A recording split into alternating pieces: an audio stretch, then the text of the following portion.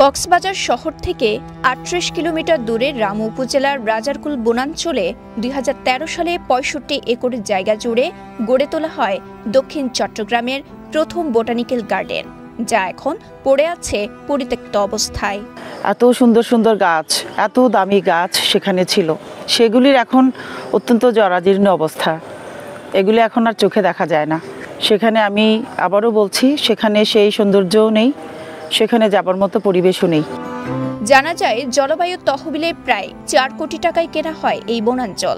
উদ্যানটি নির্মাণের পর সাধারণ মানুষ, গবেষক ও শিক্ষার্থীদের জন্য উন্মুক্ত ছিল, কিন্তু বর্তমানে অযত্নে পড়ে আছে উদ্যানটি।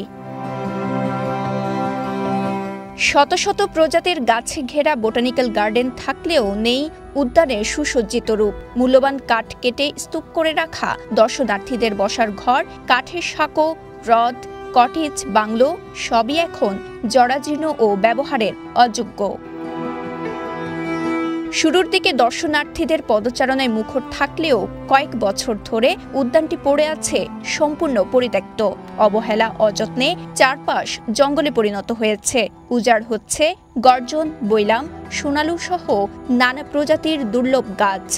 ঝোপ জঙ্গল একদম আগাছা উঠে পুরো নষ্ট হয়ে গেছে, যেটা একদমই প্রত্যাশিত নয়। আমরা চাই এই বোটানিক্যাল গার্ডেনটা আবার নতুন করে সুসজ্জিত হোক। এখানে বিভিন্ন ধরনের ফুল গাছ থেকে শুরু করে ঔষধীয় গাছগুলো এখানে ছিল বিভিন্ন ধরনের, এগুলো আস্তে আস্তে আমাদের হারিয়ে যাচ্ছে এই গাছগুলো।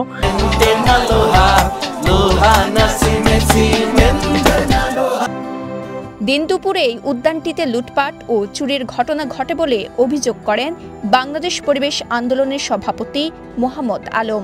অগোছালো উদ্যানটিকে আবার আগের রূপে ফিরিয়ে আনার দাবি জানান তিনি।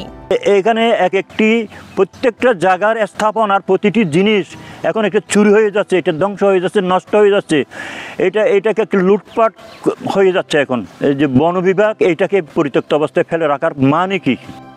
গুরুত্বপূর্ণ এই উদ্যানটি রক্ষায় দীর্ঘমেয়াদী উন্নয়ন পরিকল্পনার পাশাপাশি তদারকি বাড়ানোর প্রয়োজনীয়তার কথা জানান চট্টগ্রাম কলেজের উদ্ভিদ বিজ্ঞান বিভাগের সহযোগী অধ্যাপক মোহাম্মদ ফয়জুল্লাহ।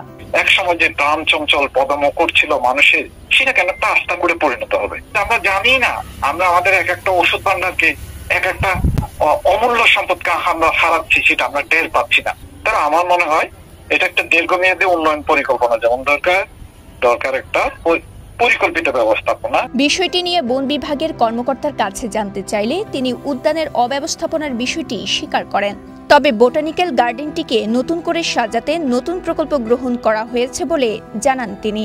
একটা প্রকল্প নিচ্ছি আমরা, এই প্রকল্পের আওতায় এই বোটানিক্যাল গার্ডেনটা সহ এবং হিমছড়ি এলাকায় কিছু উন্নয়ন সহ নতুন 700 একরকে অ্যাড্রেস করে আমরা একটা প্রকল্প নেওয়ার উদ্যোগ গ্রহণ করছি। দক্ষিণাঞ্চলের এই বোটানিক্যাল গার্ডেনে রয়েছে শত শত প্রজাতির অতি মূল্যবান গাছ, যা শিক্ষা ও গবেষণায় ভূমিকা রাখে। তাই উদ্যানটি দ্রুত পুনর্বাসন ও যথাযথ ব্যবস্থাপনার আওতায় আনার দাবি জানান সচেতন মহল।